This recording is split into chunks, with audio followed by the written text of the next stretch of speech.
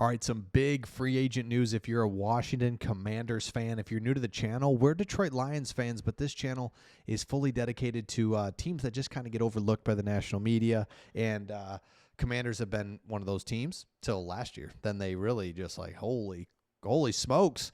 And stay tuned to the end of the video. We're going to talk more.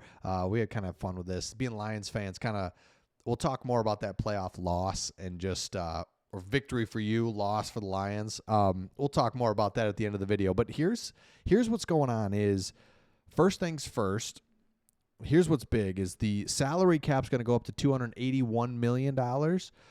This is a big deal because right now you have the third most cap space in the NFL. Okay. Like, let's go. You got the 29th pick. You can see how the cap space, and this is what's really important. If you sign somebody, it's like, oh, we overpaid for them. I don't know. It's like, no, you didn't, because I don't want to say there's no such thing, but look at how the cap's gone up in just the last 5 years. It's gone up $80 million. So you want to get these players, lock them in, you're good to go. So here's why this is interesting. One of the things that you guys did so well last offseason is you grabbed veteran players, Zach Ertz, Bobby Wagner, and you were like, just give us a year. And they did. And they came through huge for you. So why is that a big deal? The cap space has gone up. You have cap space. And PFF put out 15 potential like aging guys that could be cut just because of their combination of age and salary, that could be cut before the start of next season. So these guys are currently on a team. They're not listed as free agents, but they could get cut. And this is big because if you're a Commanders fan, you've proven that you can grab one of these guys I just mentioned and like just give us a year. So look at this. Sheldon Rankins, Von Miller, 36 years old. Don't love that, but it feels like, dude, just give us a year. I don't know, right? Okay. Grady Jarrett, love this one. He's only 31, soon to be 32, but Atlanta's like, well, we could free up a lot of money. We got the Kirk Cousins thing. Maybe it's what we have to do. The cost of the Kirk Cousins experiment. Who knows?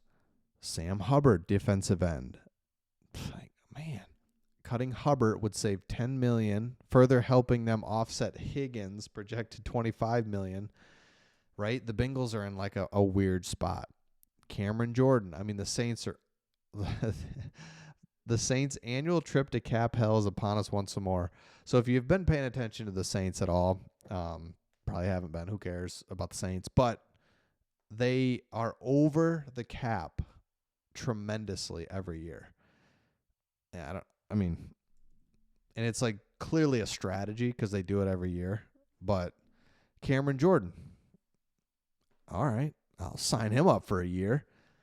Christian Kirk, doesn't excite me, but same thing, right? So I'm just kind of going through these really quick. There's guys available that aren't available right now that could definitely be available. I think that's because there's guys to trade for. What's his name? Everyone's talking about Cleveland. I can't think of his name. The end. Everybody wants. Oh, my gosh. Myles Garrett. Thank you. Myles Garrett. But that's picks plus money when it's like, let's just get a veteran dude to just 1 year. I think we can do that. Speaking of Myles Garrett, should have remembered his name. I had this article ready to go talk about Myles Garrett. If you trade for him, I think you can do it, but this article is perfect. It says 3 players you just cannot give up in the Myles Garrett trade. Look at that stash. Man. Dang. Okay, here we go. Players who should be off limits in a potential Myles Garrett trade. Sandra Still. I get it. Jeez, 2 interceptions against the Lions. My goodness. And we love Sanders still. Michigan guy. Jeez. Frankie Louvu. Speaking of people we don't like here in Detroit. Nah, he's fine. He just crushed our quarterback, crushed our dreams all in one play.